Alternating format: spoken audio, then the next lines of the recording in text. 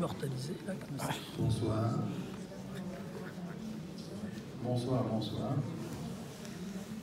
Il y a une rue à Casablanca qui s'appelait la rue Blaise Pascal. Les anciens Casablancais s'en souviennent tous. Est-ce que ça dit quelque chose à l'un d'entre vous? Rue Blaise Pascal. C'est la rue des Azous. Rue des Azous. Des Azous, oui, c'est vrai. Il y avait toutes les boutiques, tous les commerces, les photographes, et on allait très souvent se promener. On disait voilà, on va où tu étais, j'étais rue Blaise, voilà. Et qu'est-ce qu'il disait Blaise Pascal?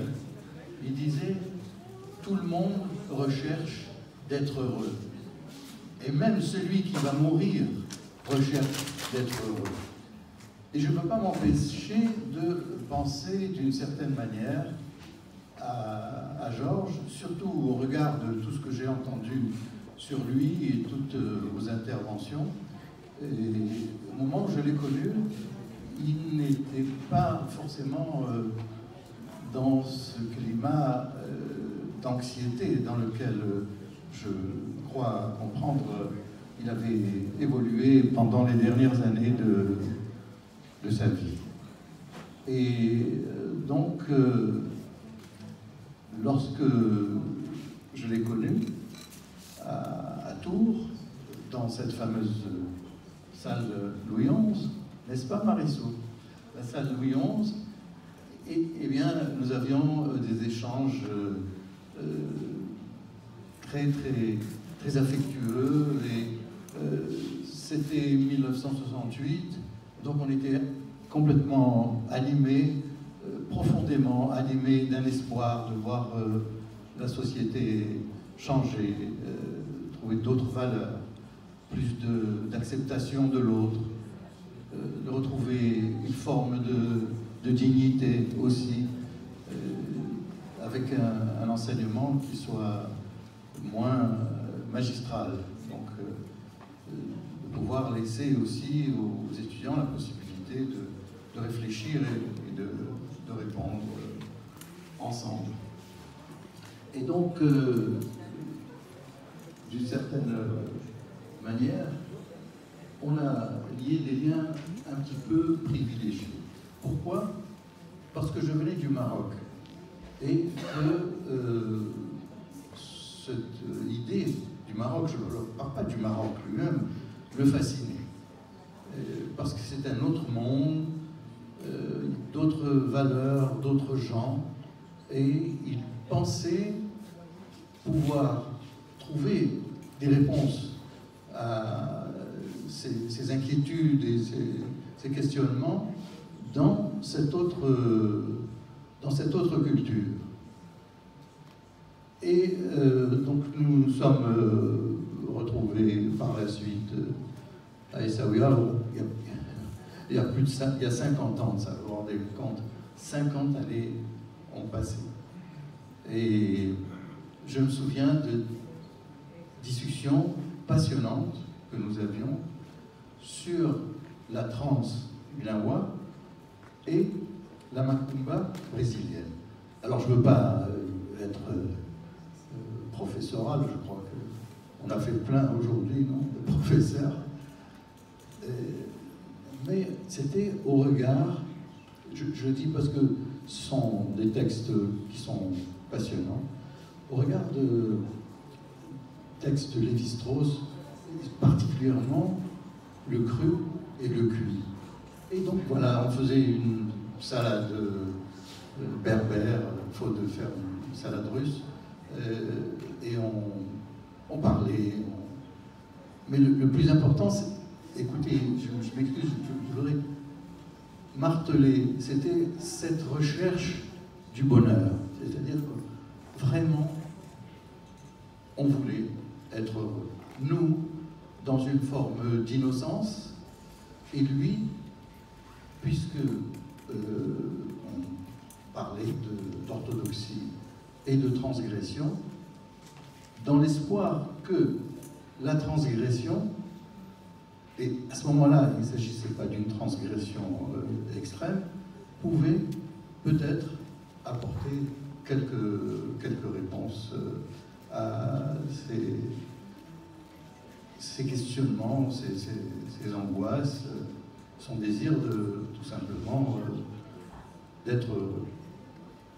Donc, je reviens à disons, un cheminement parallèle. Lui était dans la transgression, et moi, qui étais issu d'une famille très spécifique et très particulière au Maroc, à Casablanca, c'est la famille Senouf. On peut dire, moi je n'ai pas de sentiment de fierté ni quoi que ce soit à ce propos, mais on peut dire que c'était des gens qui avaient naturellement une forme d'aristocratie, c'est-à-dire une forme d'exigence sur le plan des rapports humains et baigné de culture et d'exigences culturelles. Moi, je dois tout à mes parents et aussi à mon grand-père. D'où venait mon grand-père? Mon grand-père venait de Tunisie. C'était un commerçant juif tunisien. Mais comme il n'y avait rien à faire en Tunisie, eh bien, beaucoup de Tunisiens avaient décidé de venir s'établir au Maroc. Et lorsqu'ils sont arrivés au Maroc, mon grand-père, qui était un homme lui aussi passionné par la liberté, qui était communiste au Maroc en 1940. Vous voyez un petit peu le truc? Donc, il était complètement dans la transgression. Et ils n'ont pas été acceptés par la communauté juive marocaine, qui, elle, par contre, était très orthodoxe. Alors, vous allez dire, mais qu'est-ce qu'on s'en fout de ton grand-père? Écoute, franchement, qu'est-ce que ça a à voir avec l'ambassade, n'est-ce pas? On s'en fout de mon grand-père. Ah, pas du tout. Parce que lui était animé par la transe. C'est-à-dire qu'il avait des crises au cours desquelles il tombait en transe, c'est-à-dire il tombait dans une autre conscience, d'une part, et d'autre part, il parlait des langues étrangères qu'il n'avait jamais apprises. Ça, c'est quand même très frappant, et c'est peut-être, si on croit, je ne sais pas, à des liens magiques, c'est peut-être aussi prémonitoire et un prélude à cette rencontre avec Georges, qui par la suite, lui, s'est impliqué dans cette réflexion et cette... Alors je ne sais pas, la pratique, je ne sais pas. La réflexion sur la transe, oui. Mais la pratique, je n'étais pas là pour la voir. Je ne sais pas exactement quelle est la réalité de cette pratique. Je suis assez sceptique à cet égard. Qu'il en ait été passionné et qu'il ait pensé lui-même que c'était une réponse à ses préoccupations et ses angoisses, c'est possible. Alors, il y avait aussi autre chose. En ce qui concerne la réflexion de Georges, j'ai toujours pensé, et je m'excuse, c'est mon point de vue, qu'elle était incomplète. Parce qu'elle n'intégrait à aucun moment des éléments de philosophie, de métaphysique, et c'était vraiment une façon de restreindre ces pérégrinations et cette recherche. Et donc nous avons passé des moments très heureux et très intéressants. Et je reviens sur cette pluralité culturelle que le Maroc lui aurait ou pouvait lui apporter, et qui pouvait être une source de bonheur et une réponse à un certain nombre de ses angoisses et de ses préoccupations. Maintenant, bien entendu, je rends hommage à mon grand-père, qui s'appelait Mathieu Guetta, et donc qui est l'ancêtre de toute une lignée de gens, à part moi. Moi je suis simplement l'exception qui confirme la règle, mais qui a des petits-enfants extrêmement célèbres et talentueux. Et donc, pour conclure, si vous voulez, je pense que on est aujourd'hui dans une situation sur le plan politique et sur le plan social qui est catastrophique. C'est une véritable, en France et en Europe en tout cas, il n'y a aucune réponse. Il n'y a même pas de question. On n'a même pas de question à se poser. On est dans une forme presque de terreur. Toutes les valeurs sont parties dans tous les sens. Les revendications, personne ne les comprend, personne ne les entend. C'est vraiment quelque chose d'angoissant, et que peut-être que le mariage et la pluralité des cultures, peut-être qu'elle peut nous apporter quelque chose. Et comme on dit, to make a long story short, je vous invite tous à venir à Essaouira, partager avec nous la mémoire de Georges dans son acceptation primaire et initiale, c'est-à-dire la mémoire de l'amour. Qu'est-ce qu'il y a d'autre que l'amour?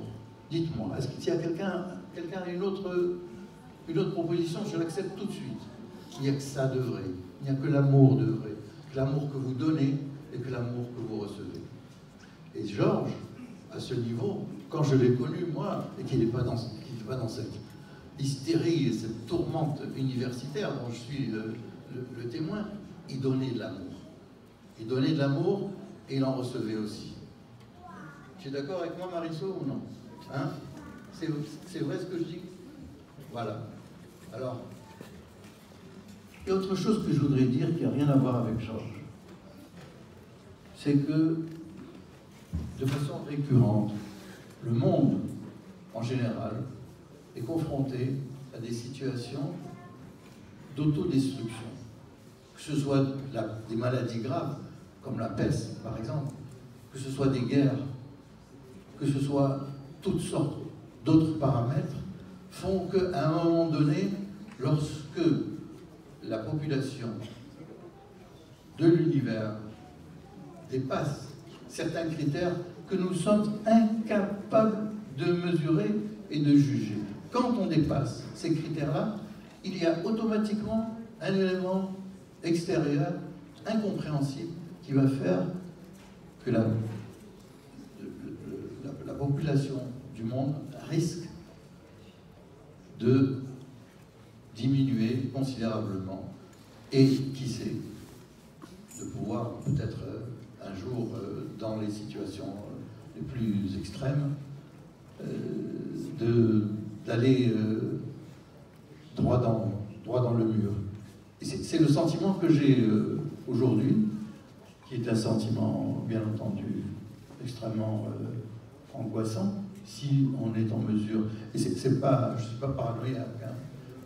C'est simplement au regard de ces phénomènes autodestructeurs qui se sont enchaînés depuis des siècles. Ce n'est pas quelque chose qui est arrivé hier ou avant-hier.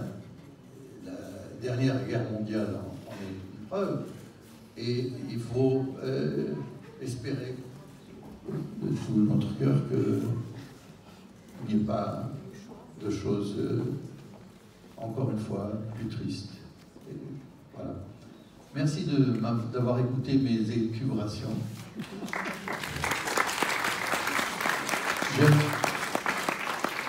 J'aime beaucoup Antoine, le chanteur. Est-ce que ça vous dit quelque chose, les élucubrations d'Antoine? Certains d'entre vous, certainement. Les autres, Google, Antoine. Les élucubrations. Ciao. Ciao.